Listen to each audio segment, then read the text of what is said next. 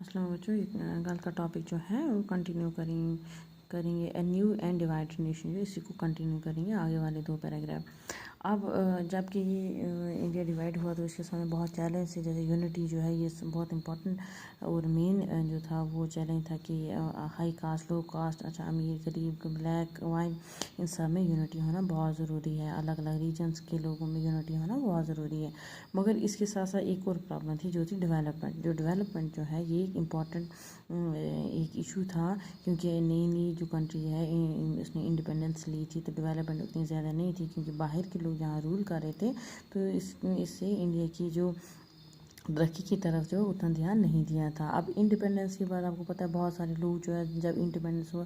آزاد ہوا انڈیا، تو گاؤں میں رہتے تھے، اس میں فارمرز اور پیجنٹس وغیرہ جو ہے بہت زیادہ آتے ہیں، کیونکہ یہ کھیتی باڑی پہ ہی سارا کام چلتا تھا۔ اب آپ کو پتہ ہے کہ انڈیا میں پانی اتنا زیادہ، ساؤتھ اگر انڈیا کی بات کریں تو سینٹرل انڈیا کی بھی بات کریں، اتنا زیادہ پانی نہیں ہوتا ہے اریگیشن کے لیے، کہ اریگیشن سسٹم بہت کمزور تھا اس ٹائم تو بہت زیادہ ہی کمزور تھا، تو مونسون پہ ٹوٹلی ڈپینڈ رہتا تھا ہمارا ایگریکلچر سیکٹر۔ تو اگر مونسون فیل ہو جاتے تو نیچرلی ایگریکلچر سیکٹر جو ہے یہ بھی فیل ہو جاتا، اور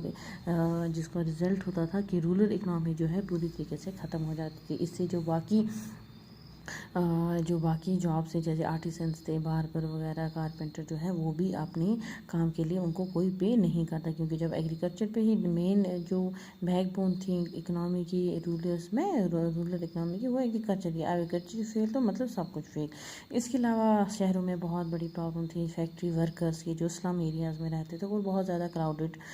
جو ہے یہ ایریا بہت زیادہ کراؤڈڈ ہوتا تھا، مطلب بہت زیادہ لوگ اکٹھے سلمس میں رہتے تھے۔ ان کی ہیلتھ اور ایجوکیشن فیسلٹیز جو ہے وہاں بالکل نہیں تھی، ہیلتھ کیئر بالکل نہیں تھا، کیونکہ اتنے لوگ اکٹھے چھوٹی سی جگہ میں کنجسٹڈ ایریاز میں رہتے تھے، تو ہیلتھ فیسلٹیز کہاں سے لفٹ ہو جاتی۔ اوپر سے آپ ایسے کہہ سکتے ہیں کہ ان کو فیسلٹیز، پانی کی، باتھ روم وغیرہ، ان سب کی فیسلٹیز بھی جو تھی بہت کم تھی۔ اب گورنمنٹ کے پاس جو تھا بہت بڑا چیلنج تھا، ایک تو ان کو یونٹی بھی بنائی رکھنی تھی، ساتھ ساتھ ان کو ڈیولپمنٹ بھی کرانی تھی، مگر ایک ساتھ اگر ڈیولپمنٹ یونٹی الگ الگ کرواتے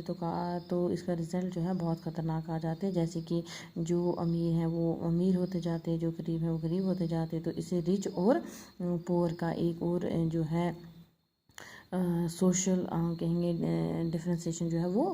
پیدا ہو گئے، سوشل سٹیٹس، جو ایک اور سوشل سٹیٹس ہم کہیں گے پیدا ہو گیا، امیر اور غریب۔ اسی طرح اگر وہ شہروں میں رہنے والے اور گاؤں میں رہنے والے، ٹھیک ہے، تو یہ ایک بہت بڑی جو ہے انڈیا کے پاس ایک چیلنج تھا جب انڈیا جو ہے آزاد ہوا۔ ڈیولپمنٹ اور یونٹی ان دونوں کو اکٹھے ان کو لے کر جو تھا چلنا تھا، اور اس کے علاوہ ہندو اور مسلم کے فساد بھی آتے تھے، تو یہ بھی یونٹی کا یہاں بھی قائم کرنا بہت ضروری تھا۔